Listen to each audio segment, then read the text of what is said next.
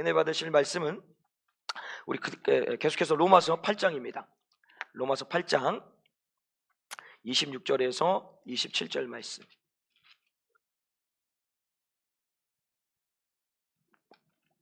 로마서 8장 26절에서 27절 말씀. 우리 다 찾으셨으면 다 함께 우리 자리에서 일어나셔서 함께 한 목소리로 우리 합독하도록 하겠습니다. 시작. 이와 같이 성령도 우리의 연약함을 도우시나니 우리가 마땅히 빌 바를 알지 못하나 오직 성령이 말할 수 없는 탄식으로 우리를 위하여 친히 간구하시느니라. 마음을 감찰하시는 이가 성령의 생각을 아시나니 이는 성령이 하나님의 뜻대로 성도를 위하여 간구하심이니라. 아멘. 그런 말이 있지 않습니까? 선무당이 사람을 잡는다라는 얘기가 있습니다. 쥐뿔도 알지 못하면서 괜히 아는 척했다가 사람 잡는 경우가 있습니다. 제가 어제 그랬습니다. 우리 이제 아들내미가 하여튼 발을 이렇게 다쳤는데 제가 가서 보니까 풀 이상이 없는 것 같아요. 그래서 제가 이렇게 만지고 파스 뿌려주고 얼음 찜질 딱 해주고 됐어, 괜찮아, 막 자러 이렇게 얘기를 했어요. 그랬더니 점점 이게 부어올랐나 봐요. 그래서 또 옆에 우리 호영미 권사님 감사하게 아내하고 애를 데리고 병원을 갔습니다. 병원을 갔더니 뼈가 조각이 났습니다. 그러니까 저는 이게 원래 이게 부러지면 만지지를 못하거든요. 그러니까 제가 알고 있는 상식으로서 저도 막 인대가 끊어져서 아는데 손도 못 대게 아픈데 근데 손을 대니까 안 아픈 게 아니라 아프다고 하는데 알고 봤더니 참은 거더라고요. 그런데 저는 그걸 엄살이라고 얘기한 겁니다. 그러니까 얘 입장에서 얼마나 괴롭고 힘들겠습니까? 그래서 어제 아주 사람 하나 잡았습니다. 제가 사람 하나 잡아서 어제도 오늘 상해용사가 돼가지고 있는데 제가 그걸 보면서 뭘 생각을 하게 됐냐면 야, 이 인간이 참 무지하다. 아는 것도 없으면서 아는 척을 하는데 근데 그것을 누구 앞에서 지금 그러고 있다? 하나님 앞에서. 그러니까 하나님 앞에서 우리가 정말 안다고 뽐내고 나서고 하는 모든 것들이 하나님이 보실 때는 얼마나 진짜 우스울까, 좀 표현이 그렇지만 우스울까. 그러니까 하나님은 우리를 모든 걸 다 아심과 동시에 여러분의 생각과 마음 모든 것들을 감찰하시는 하나님이라는 거예요. 그러면 우리가 살아가는 삶의 자리에서 괜히 소무당에 사람 잡듯이 저처럼 아는 척 해가지고 괜히 사람 힘들게 하고 어렵게 하는 것이 아니라 그럴 때마다 모든 것을 아시는 주님 앞에 엎드려 제가 한 번이라도 그 아플 때 가가지고 기도 한 번 해요. 주님, 이 아이가 부러진 겁니까? 아니면 그냥 삔 겁니까? 라고 한 번이라도 물어봤어야 되는데 그냥 좀 안다고 찔러보고 끝내버리는 거예요. 인간이 이런 모습이라는 거예요. 근데 하나님은 이미 부러진 것도 알고 조각난 것도 다 알고 계시단 말이에요. 그러면 주님 앞에 기도하면 그 모든 것을 아시는 주님께서 우리의 삶을 바른 길로 인도해 가신다라는 겁니다. 그래서 여러분들 바라고 하는 것은 괜히 하나님 앞에서 난 척 아는 척 하지 마시고 물론 알아도 안다 할지라도 그 주님 앞에서 먼저 기도하고 모든 것들을 결정하시고 모든 것들을 선택하시는 복된 인생 되시길 주님의 간절히 축복합니다. 자, 오늘 말씀은 계속해서 제목이 우리를 위하여라는 말씀의 제목으로 우리 로마서 말씀 같이 함께 나누도록 하겠습니다. 우리 지난주 말씀을 좀 기억해 보면은 지난주에 말씀을 통하여서 자, 믿는 자나 믿지 않는 자나 모두 이 땅의 피조물들, 뭐 동물이고 식물들을 할 것 없이 모든 75억의 인구들은 반드시 고난을 당하게 된다라는 거예요. 왜 고난을 당하죠? 우리들의 죄 때문에 반드시 인간에게는 고난이 찾아온다라는 겁니다. 자, 그런데 믿는 자와 믿지 않는 자들이 느끼는 고난의 느낌은 달라야 된다라는 거죠. 왜 그럴까요? 우리 로마서 8장 18절 말씀을 같이 읽어볼까요? 시작. 생각건대 현재의 고난은 장차 우리에게 나타날 영광과 좋게 비교할 수 없도다. 자, 믿지 않는 사람들은 이 말씀을 모르기 때문에 오늘도 고난 앞에서 좌절하고 절망하고 실망하는 게 믿지 않는 사람들이에요. 그런데 우리 믿음의 사람들은 이 하나님의 말씀 분명히 얘기하시면 현재의 고난이 장차 나타날 영광에 비하면 아무것도 아니다라는 거예요. 그래서 우리가 지난주 말씀을 통해서 어떻게 했습니까? 우리에게 찾아오는 고난을 가지고 좌절하고 절망하는 것이 아니라 내게 앞으로 있을 장차 큰 영광을 바라보면서 그 고난을 이기며 견디며 버티고 살아가자라고 얘기를 했습니다. 자, 그런데 제가 묻는 겁니다. 말씀은 얘기를 하는 거예요. 너희들이 고난 앞에서 장차 나타날 영광을 보면서 이겨내라 라고 하는데 과연 이 말씀을 믿고 이 말씀대로 오늘도 고난이 찾아와서 장차의 영광을 바라보면서 이겨내는 분이 얼마나 될까요? 제가 여러분들을 무시해서 얘기하는 게 아닙니다. 이걸 잘 이해를 하셔야 됩니다. 자, 보세요. 왜 그러냐면 당장이라도 내가 예상치 못한 질병이 찾아오면 그렇지, 말씀하셨어. 로마서 8장 18절에 현재의 고난은 장차에 나타날 영광에 비하면 아무것도 아닌 거야. 난 이대로 죽어도 좋아라고 하실 수 있는 분. 갑자기 엄숙해졌습니다. 엄숙해졌어요. 이게 참 어렵다라는 겁니다. 그럼 말씀을 전하는 저는 뭐 여러분보다 낫습니까? 아니에요. 저와 여러분과 똑같습니다. 오히려 저보다 여러분들이 더 나을 수도 있다라는 거예요. 자, 그래서 어떤 의미를 좀 담고 있어야 되냐면, 제가 요즘 우리 공동체 장례식이 좀 많이 있지 않았습니까? 연거퍼서 저는 뭐 화성도 갔다 오고 저쪽도 갔다 오고 하는데, 지지난 주인가 우리 고은정 집사님 장례식 때 거기서 이제 저녁에 식사를 하면서 한 집사님이 그런 얘기를 하시더라고요. 저는 아직도 죽음이 두렵습니다라고 얘기를 합니다. 자, 이 얘기를 딱 들으면 어떤 반응이 일어나냐면 이렇게 얘기를 하죠. 믿지 않는 사람들은 죽음이 두려운 게 당연하다. 왜? 내세를 모르기 때문에, 오늘도 내가 죽음이 어떻게 될지 모르는 그 인생이기 때문에 당연히 죽음을 두려워할 수밖에 없다라는 거예요. 반면에 믿는 사람이 죽음에 대하여서 두려움을 갖는다라면 그에게는 구원의 확신이 없거나 예수 그리스도를 온전히 믿지 않는 것이다 라고 치부해버립니다. 그래서 역으로 한번 물어보겠습니다. 여러분, 여기서 죽음이 안 두려우신 분 있으십니까? 솔직하게 죽음이 안 두렵다라는 분 아마도 없으실 겁니다. 죽음이 두렵지 않다라고 담대하게 말할 수 있는 분은 아마 이 자리에 없을 거예요. 그럼에도 불구하고 믿음의 사람들의 죽음의 모습을 보게 되면 평안합니다. 그리고 그 죽음을 담대하게 받아들인다는 거예요. 그게 어떻게 가능할까요? 사실 우리의 힘으로, 우리의 능으로 되는 것이 아니라 그 죽을 수 있는 힘과 죽음을 받아들일 수 있는 마음을 주님께서 주셨기 때문에 그 죽음을 받아들일 수 있는 거예요. 우리는 절대로 죽음 앞에서 담대하게 나는 장렬하게 죽을 수 있어, 절대 그러지 못합니다. 예를 하나 제가 또 들어드릴게요. 자, 스데반 집사가 돌에 맞아 순교하는 일이 생깁니다. 그때 이 돌에 맞을 때 스데반의 집사의 얼굴이 해같이 빛납니다. 심지어는요, 자신에게 돌을 던지는 그 스데반 집사가 자신에게 돌을 던지는 그 악인들에 대하여서 하나님 앞에 대신 용서를 구합니다. 저들의 죄를 용서해달라고. 십자가에서 죽으실 때 예수님이 하셨던 그 모습 그대로 그가 하더라는 거예요. 그러면 다시 한번 여러분들에게, 여러분 여기서 순교하실 수 있는 분, 저는 순교할 수 있습니다. 만약에 혹 전쟁이 나서 공산당이 쳐들어와서 북한에 김정은이가 총칼을 들이밀면서 예수를 부인해라, 그렇지 않으면 너를 죽이겠다, 나는 목에 칼이 들어와도 절대 난 그렇게 하지 예수를 부인하지 않습니다 라고 얘기할 수 있는 분, 그럼 저한테 물어보겠죠. 목사님은 하시면 저 못합니다. 저 순교 못해요. 정확히 말씀드릴게요. 저 절대 순교 못합니다. 저는 능력이 되지 않습니다. 어찌 순교하면 도망가야죠. 날 죽이려면 하여튼 저 엄청 빨라요. 엄청 빨라. 하여튼 엄청 도망갈 거예요. 저는 한번 보세요. 나중에 보면. 자, 그런데 이 스데반 집사가 죽을 때, 이 돌에 맞아 죽을 때 어떤 일이 일어나냐면, 우리 사도행전 7장 55절 말씀을 좀 같이 볼까요? 시작. 스데반이 성령이 충만하여 하늘을 우러러 주목하여 하나님의 영광과 및 예수께서 하나님 우편에 서신 것을 보고, 자, 돌에 맞아 죽는 그 순교의 직전에, 자, 이제 일어날 일이에요. 그때 하늘의 문이 열립니다. 그 하늘의 문이 열려서 가장 먼저 스데반 집사가 성령의 충만함과 동시에 하늘을 보니까 하나님의 영광이 보이고요, 그 하늘문이 열리니까 하늘 보좌에 앉아 계신 예수 그리스도가 보이는 거예요.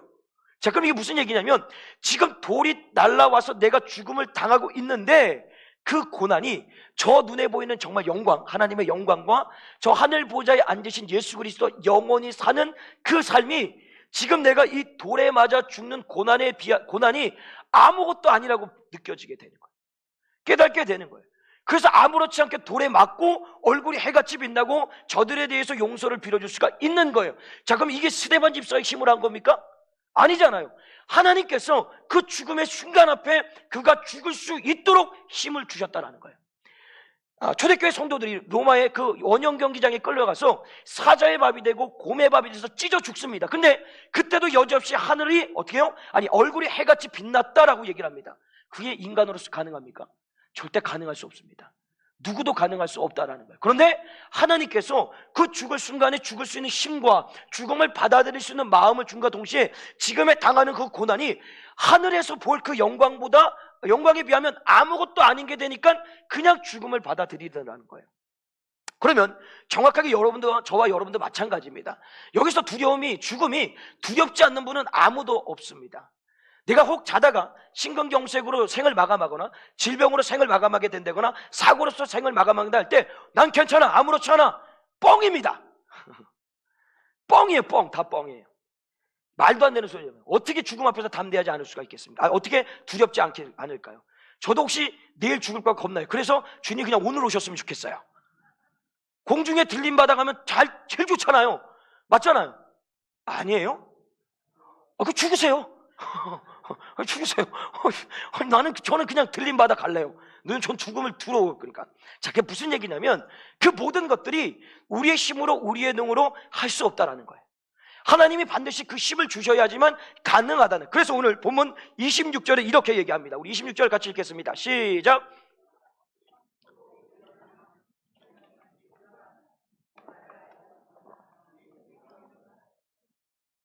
우리를 위하여 친히 강구하시느니라. 자, 오늘 이 말씀에서 우리를 어떠한 존재라고 얘기하시냐면 연약한 존재라고 얘기를 합니다. 근데 이 연약함이 헬라어 성경에 보게 되면 아스세네이아라는 단어를 쓰는데 이게 어떤 의미를 담고 있냐면 질병, 아픔, 무능력, 무기력, 질투, 하여튼 인간의 모든 결핍을 총망라한 단어가 이 무슨 단어로 아스세네이아라는 단어예요. 그게 뭐라고요? 연약하다라는 거예요. 그러니까 우리 인간은 모든 결핍의 종합 세트를 가지고 있는 인생들이 우리들이라는 거예요. 근데 이 연약함이 내가 예수 그리스도를 믿었다라고 없어지는 게 아니라 내가 성령 충만하다가 어느 순간에 없어지는 게 아니더라는 거예요. 근데 성령 충만하면 믿음의 담대함을 가지고 매일같이 승리하면서 살 수가 있어요. 근데 문제가 뭐냐면 여러분 성령 충만함이 여러분의 삶 가운데 매일 24시간 매 분초마다 성령 충만하십니까? 아니잖아요. 그러면 여기 없으실 거예요. 그분은 주님이십니다. 안 돼요. 막 은혜 받고도 오늘 저기 로비에서 갑작스럽게 이 뽑기에 문제가 생긴 거예요. 근데 전달이 잘못되다 그 순간에 훅 올라오는 거예요. 성령 충만했었는데 말씀 듣고 막 예수 뜻대로 살겠다는 저문에 먼 일이 순간상에 하여튼 막 일이 꼬이니까 순간 모르게 올라오는 거예요. 이게 저희예요. 이게 여러분들이라는 거예요. 그러니까 우리는 평생에 연약함에서 벗어날 수 없는 존재들이에요. 왜? 이미 우리는 연약하다고 주님이 인정하셔. 그 연약함으로 매일같이 살아가야 된다는. 자, 그런데 중요한 것이 뭐냐면 이 연약함 속에서 살아가는데 하나님께서 우리의 연약함을 완전하게 없앨 수 있을까요? 없애지 못하실까요? 하나님은 전능하시기 때문에 우리의 결핍된 연약한 모든 것들을 완벽하게 없애줄 수 있는 분이 하나님입니다. 맞습니까? 자, 그런데 놀라운 건 뭔지 아십니까? 하나님이 그 연약함을 없애주지는 않으십니다. 그래서 오늘 성경에 뭐라고 얘기하냐면 이와 같이 성령이 우리의 연약함을 도우시나니, 성령께서 연약함을 없애준다라고 얘기 안 하시고 연약함을 도와주신다라고 얘기를 합니다. 그럼 왜 그럴까요? 이유는 이겁니다. 하나님이 정말 지혜로우십니다. 왜 그러냐면 잘 한번 생각해 보세요. 여러분이 살아가는데 전혀 결핍을 못 느낍니다.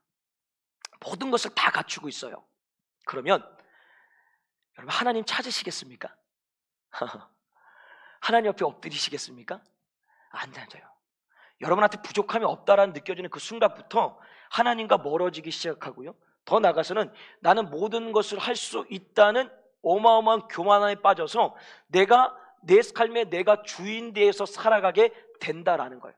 그래서 하나님은 여러분의 연약한지를 분명히 아심에도 불구하고 그것을 완전하게 없애주는 것이 아니라 성령이 그 연약할 때마다 도와줌을 통하여서 끊임없이 하나님을 찾을 수 있도록 우리의 삶을 이끌어 가신다는 거예요.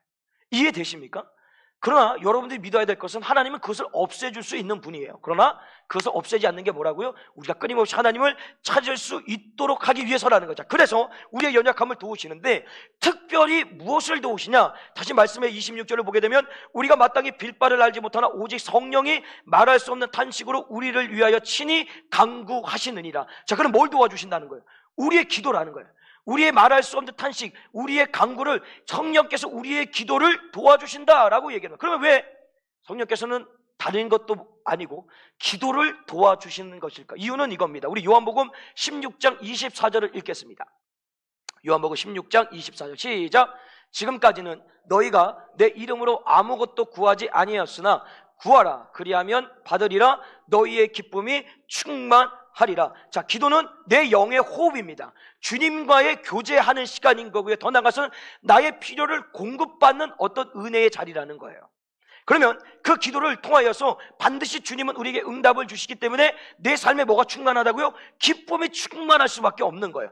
그러니까 기도를 도우시는 이유가 매일 우리의 삶 가운데 기쁨이 충만하도록 우리의 기도를 도와주신 이유가 거기에 있다는. 또 하나 볼까요? 우리 빌립보서 4장 6절과 7절 말씀입니다. 시작. 아무것도 염려하지 말고 오직 모든 일에 기도와 간구로 너희 구할 것을 감사함으로 하나님께 아뢰라. 그리하면 모든 지각에 뛰어난 하나님의 평강이 그리스도 예수 안에서 너희의 마음과 생각을 지키시니라. 자, 주님 분명히 말씀하셨습니다. 무엇을 먹을까 마실까 입을까 염려하지 말아라. 너희들이 기도할 때 구하라 주실 것이요, 찾으라 찾을 것이요, 두드리라 열릴 것이라고 말씀하셔서 오늘도 어떤 근심과 걱정 없이 주님 앞에 구하라 라고 얘기를 합니다. 자, 근데 문제가 있어요. 뭐가 문제가 있냐면 우리는 끊임없이 나의 걸품을 만족시키기 위해서 하나님 앞에 구합니다. 근데 그 구함이 이게 살 길의 구함인지 죽음의 구함인지를 몰라요.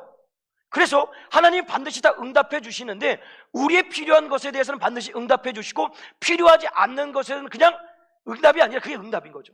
안 해주시는 거예요. 안 해주시는 게 아니라 왜 우리가 이것을 주면 뭐예요? 죽기 때문에 안 주시는 경우가 있다라는. 그래서 여기에 보게 되면 우리의 마음과 생각을 지키신다라는 것은 내 기도에 응답하심도 감사, 거절하심도 감사. 다시 말하면 기도만 하게 되면 응답이 됐냐 안 됐냐 여기에 내가 연연하지 않고 내 마음과 생각을 성령께서 붙들어 주셔서 이 마음에 뭐가 기쁨이 충만할 수 있도록 우리를 이끌어 가시기 때문에 기도하도록 우리를 돕는다라는 거예요. 이해되시겠습니까? 그래서 성령은 오늘도 다른 것보다도 가장 우선순위가 되는 것이 뭐냐면 우리의 삶 가운데 기도를 도우시는 거예요. 왜? 그 기도를 통해서 우리의 연약함 가운데 채워지고 또 채워져서 완전하게 살아갈 수 있는 방법이 기도이기 때문이라는 거죠. 그런데 중요한 것은 또 있습니다. 문제가 뭐냐면 우리의 연약함을 성령께서 끊임없이 도와주시는데 그 도와주시는 기도를 우리의 삶 가운데 보게 되면 내가 조금만 분주하고 바쁘면 기도를 멈춰버립니다. 내가 조금만 마음 가운데 시험이 들면 기도가 멈춰버려요. 질병이 찾아오면 기도가 멈춰버려요. 하여튼 환경과 상황 안에서 어떤 일만 일어나면 그 기도의 삶이 멈춰져요. 근데 더 안타까운 게 뭔지 아십니까? 내가 기도했는데 하나님이 응답해 주셨어요. 문제도 해결받고 질병도 치료받고 마음이 찢기고 상함을 주님이 위로하여 주셨어요. 그랬더니 기도가 멈춰져요. 이런 경우 없으십니까? 저는 있습니다. 응답 받았더니 그 다음부터 기도를 안 하는 거예요. 아닌 척 그렇게 하고 계시면 아닌 척 나는 그런 일 없다. 나는 끝까지 기도. 근데 왜 새벽 예배 안 나오세요? 왜 새벽 예배 안 나오세요? 이렇게 이제 제가 물어보는 거예요. 예를 들어서 아니잖아요. 그러니까 이 모든 상황 가운데 기도를 해야 되는데 기도를 멈춰주시냐. 그래서 가장 먼저 사실은 성령께서 우리를 도와가시는 이유가 뭐냐면 기도하도록 도와가십니다. 그리고 그 기도하면서 더 나아가서는 뭐가 있냐면 계속해서 그 구체적으로 우리의 기도를 어떻게 도와가시냐면 26절 말씀을 다시 보게 되면 이와 같이 성령도 우리의 연약함을 도우시나니 우리가 마땅히 빌 바를 알지 못하나. 자, 마땅히 빌 바를 알지 못한다라는 것은 자, 기도하라고 하는데 도대체 뭘 기도해야 될지 모르는 거예요. 그리고 끊임없이 이런 얘기하죠. 하나님의 뜻대로 구하라고 했는데 도대체 하나님의 뜻이 뭔지를 모르겠어요. 그런 느낌 없으셨습니까? 교회는 끊임없이 기도하라고 얘기를 하는데 도대체 뭘 기도해야 될지 몰라요. 그냥 앉아서 있다 보면 정말 기도 오래 한 것 같은데 5분도 안 지나요. 너무 힘든 거예요, 기도가. 그러니까 오늘 이 말씀을 통하여서 더 나아가서는 끊임없이 하나님의 뜻대로 구하라는데 불구하고 그 뜻은 온데간데 없고 내 삶 가운데 이루어지는 결핍, 그것만을 채우기 위해서 나의 만족과 유익을 위해서만 기도하더라는 거예요. 자, 이게 나쁘다라는 게 아닙니다. 이걸 잘 들으셔야 됩니다. 그래서 성령께서 어떻게 가시냐면 우리 26절을 다시 한번 읽겠습니다. 26절 말씀 띄워주실래요? 시작. 이와 같이 성령이 우리의 연약함을 도우시나니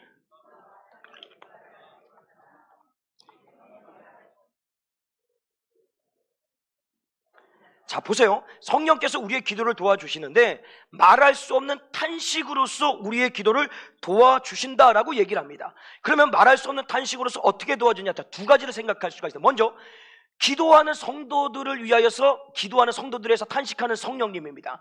이거는 뭐냐면 조금 전에도 얘기했지만 내가 무엇을 구해야 될지, 내가 무엇을 기도해야 될지, 정말 하나님의 뜻이 무엇인지 나아가서는 이 기도가 형식적이고 의무감이고 믿음이 없는 기도라 할지라도 기도만 하면 성령께서 말할 수 없는 탄식으로서 우리를 위해서 같이 간구해 주신다는 거예요.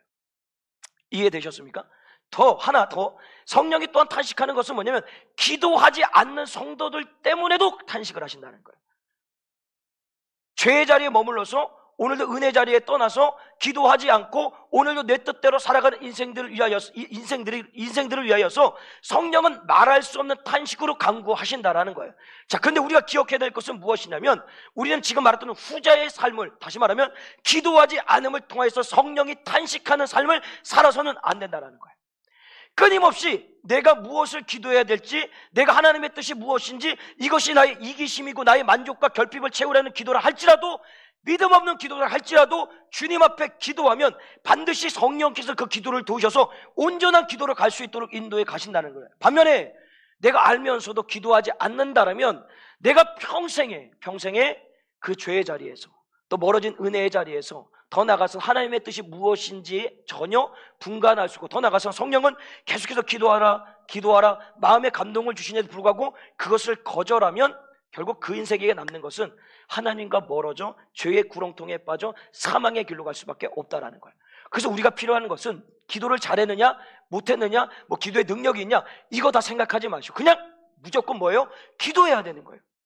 기도하면 성령이 말할 수 없는 탄식으로서 우리의 위하여서 간구하시는데, 계속해서 27절 말씀을 볼까요? 우리 27절 시작. 마음을 감찰하시는 이가 성령의 생각을 아시나니 이는 성령이 하나님의 뜻대로 성령을 위하여 간구하심이니라. 자, 마음을 감찰하시는 이가 누구십니까? 여호와 하나님이십니다. 하나님은요, 사람을 외모로 보지 않고 중심을 보십니다. 왜 그런다 그랬죠? 하나님은 외모 볼 필요 없습니다. 그냥 우리의 모든 마음과 생각을 다 아십니다. 그러나 우리 인간들은 무지해서 저 속마음, 제가 얘기할 때 항상 여러분 제 속마음 아십니까? 제가 여러분의 속마음 알까요? 몰라요. 제가 일부 예배 때 약간 울컥했는데 왜 그런지 아십니까? 목사님 무슨 힘든 일 아니에요. 그게 아니에요. 주가 일하시네, 주가 신뢰하는 자에게 주를 일하시는데 내가 그 신뢰가 없더라는 거예요. 그 가사에 내가 너무 마음이 괴롭고 힘들어서, 뭐가 힘들어서 그런 게 아니라 그 가사를 보는데 주님이 일하신다는데 근데 내가 그걸 신뢰를 못하는 거예요. 그게 보여지니까 순간적으로 내 마음 가운데 괴롭더라는 거예요. 뭐가 힘들고 어려워서 그런 게 아니라는 거예요. 그거 모르시잖아요. 그냥 상상했을까? 또 목사님 무슨 힘들었나? 저기서 뭐 당했나? 이런단 말이에요. 그게 아니에요. 아니라는 거예요. 잘 한번 생각해 보세요. 자, 그러니까 주님은 지금 말씀하시는 게 마음을 감찰하시는 이가 오늘 여기에서 뭐예요? 성령의 생각을 아신다는 의미 뭐냐면 하나님과 성령의 생각이 일치된다라는 거예요. 그럼 이 일치됨을 통해서 뭘 얘기하시냐면 기도하는 성도들이 내가 무엇을 기도할지 모를 때, 하나님의 뜻대로 기도하지 못할 때, 심지어는 형식적으로 의무감으로 억지로 그냥 목사님이 하라고 하니까 어쩔 수 없이 일단 이제 끝나고 보십시오. 한 10분 15분 기도할 때 목사님 앉아있는 사람이 있잖아. 아, 죽었다. 아유, 기도를 이렇게 오래 하냐, 왜 시간이 이렇게 안 가, 이런 분까지 다 포함해가지고, 심지어는 믿음이 없는 기도라 할지라도 기도하면 하나님과 성령의 마음이 일치되기 때문에 이 성령이 뭘 하시냐면 그 잘못된 기도, 믿음 없는 기도, 형식과 의무적인 모든 기도를 하나님의 뜻대로 바꿔서 기도해 주신다는 거예요. 그래서 기도해야 된다라고 얘기를 하는 겁니다. 제가 한 예를 들어 볼까요? 자, 베드로가 말씀을 전한 이유 때문에, 예수 전하는 때문에 감옥에 갇히게 됩니다. 이 감옥에 갇혔을 때 초대교회 성도들이 모여가지고 기도하는 거예요. 주여, 우리 베드로 사도를 석방시켜 주시옵소서. 야고보 선지자 이미 칼에 배임을 당하 죽지 않았습니까? 같은 날 이 베드로 사도까지 일어서는 안 됩니다. 제발 좀 구원해 주시옵소서. 막 기도를 한 거예요. 근데 정말로 주님께서 역사하셔가지고 옥문이 열리고 베드로가 천사에게 이끌려서 와가지고 그들이 기도하는 장소까지 옵니다. 그래서 문을 막 두드려요. 내가 왔다 했더니 로데라는 어린아이가 나와가지고 베드로를 보는 거예요. 근데 보는 순간에 진짜 베드로가 살아서 온 거예요. 너무 깜짝 놀라서 문을 열어줬으니까 다시 닫아서 들어갑니다. 그래서 기도하고 있는 사람들에게, 성도들에게 얘기하는 거예요. 베드로 사도가 왔어요. 베드로 사도가 왔어요. 근데 이들이 공통적으로 다 얘기하는 것이 뭔지 아십니까? 쟤 미쳤다. 베드로가 어떻게 올 수가 있냐? 자, 근데 지금 뭐 하고 있다요? 뭐 하고 있습니까? 베드로 사도를 살리기 위해서 기도하고 있는 거예요. 근데 살아났다라고 얘기하는데 믿지 않는 거예요. 이 뭔 기도가 이런 기도가 있습니까? 그러니까 이들의 기도는 믿음이 없는 채 그냥 형식적으로 기도하고 있었던 거예요. 왜? 기도하면 하나님 해결해 주신다고 하는데 베드로 사도를 해서 막 열심히 기도를 했던 거예요. 근데 진짜 살아왔다고 하니까 믿지 않는 거예요. 왜? 그 안에 믿음이 없어요. 된다는 걸 믿지 못한 채 그냥 중언부언 얘기했을 뿐인 거예요. 근데 그 기도가 어떻게 해요? 응답됐잖아요. 베드로가 살아서 왔잖아요. 말도 안 되는 기도, 믿음 없는 기도조차도 어떻게 해요? 성령께서 그것을 바꿔버리시는 거예요. 기도하기만 하면 우리의 욕심이든 정력이든 간에 기도하면 그것을 하나님의 뜻대로 바꿔가지고 그 기도를 올려주시는 거예요. 그래서 응답해 주시게. 더 하나 얘기를 해볼까요? 여러분, 우리 사무엘상 1장에 보면 한나의 기도가 있지 않습니까? 한나가 가장 고통스러운 게 뭐냐면 아들이 없는 거예요. 근데 왜 아들이 없는 것 때문에 고통스러운? 당시 고대 사회는 아들이, 아니 다시 말해 자식이 무자식하면 이가 죄를 져서 하나님께 저주를 받았다라고 인정이 돼요. 그래서 엄청 욕을 합니다. 그 대표적인 누구예요? 첫 불인나가 한나를 매일같이 괴롭히는 거예요. 그런데 그 괴롭힘을 당해야 되는 거예요. 맞설 수가 없어요. 왜? 죄인이기 때문에. 뭔가 내가 하나님 앞에 범죄해서 아이를 못 갖는 저주를 받았다라고 생각하기 때문에. 그래서 그것을 가지고 어떻게 해요? 맞서 싸우는 것이 아니라 주의 성전에 올라가서 하나님 앞에 기도하는 거예요. 주여, 아들 하나 주시옵소서. 아들 하나 주시옵소서. 미친 듯이, 술 취한 여자처럼 미친 듯이 기도합니다. 근데 사실 그 기도는 뭐였어요? 출발이 이기적인 기도예요. 내 결핍이에요. 내 결핍을 채우기 위하여서 하나님 앞에 기도했던 거예요. 근데 그 기도가 나중에 바뀌어버립니다. 하나님, 아들 주시면요 그 아들 바치겠습니다라고 얘기합니다. 그게 어떻게 가능할까요? 그 기도하는 가운데 성령께서 하나님의 마음을 주신 거예요. 어떤 마음은요? 하나님이 얘기하셨어요. 너는 아들 한 명 없어서 괴롭고 힘드니? 근데 나는 지금 이 땅에 하나님의 말씀을 온전히 전할 수 있는 그 한 사람이 없어서 괴롭다라는 거예요. 하나님 너무 고통스럽다고 얘기하는 거예요. 그걸 누가 알게 해주시는 거예요? 성령이 알게 해주시는 거예요. 그러니까 처음에는 나의 이기심을 가지고 주님 앞에 기도했는데 내 뜻만을 이루기 위해서 내 뜻을 관철하기 위해서 기도했는데 성령께서 그 뜻에다가 하나님의 뜻을 더입히니까 이제는 아들을 주기만 하면 뭐예요? 주님 바치겠습니다. 이 아들 쓰셔서 이 땅에 자신의 소견에 옳은 대로 살고 있는 이 땅 가운데 온전히 하나님의 말씀을 전할 수 있는 이 인생으로 주님 앞에 드리오니 주님 마음껏 사용해 주시옵소서. 이게 바뀌어버리는 거예요. 이게 성령이 하시는 일이라는 거예요. 근데 이것을 누릴 수 있는 게 뭐라고요? 기도해야 된다라는 거예요. 분명히 우리는 우리 주님이 말씀하셨습니다. 연약합니다. 결핍한 존재들이에요. 오늘도 필요한 것들이 너무 많고요. 모자른 것들이 너무 많고요. 힘들고 괴롭고 고난스러운 일들이 너무 많아요. 주님이 얘기하셨어요. 이 고난이 장차 나타날 영광에 비하면 아무것도 아니다. 기억나십니까? 이 고난은 10,000원이라면 정말 이 영광이라는 것은 천조, 아니 물질로 비교할 수 없는 영광이라는 거예요. 근데 그게 내 마음에 들어오지 않는다니까요. 지금 당장 그 고난이 너무 괴롭고 힘든데 어떻게 해요? 말씀은 그렇게 하는데 내가 마음은 원인데 육신이 연약해서 가지 못하고 있다라는 거예요. 그 안으로 들어가지 못한다라는 거예요. 근데 이것을 어떻게 하신다고요? 성령께서 우리의 빌바를 알지 못할 때 우리의 연약함을 아시고 우리를 도우셔서 그 고난 가운데서 기도하면 장차 나타날 영광으로 이겨낼 수 있도록 인도해 가시고 우리의 어떤 힘듦과 결핍의 모든 것들, 이기심을 가지고 나의 어떤 말도 안 되는 기도를 할지라도 그것을 주님 앞에 아뢰고 있을 때 성령께서는 그 기도를 하나님의 뜻대로 바꾸셔서 올리는 거예요. 그래서 모든 것들이 응답될 수 있도록 우리에게 가장 필요한 것들, 원하는 것들을 주님께서 채워주신다는 것입니다. 그래서 우리가 기도해야 되겠습니까? 하지 말아야 되겠습니까? 기도해야 되는 거예요.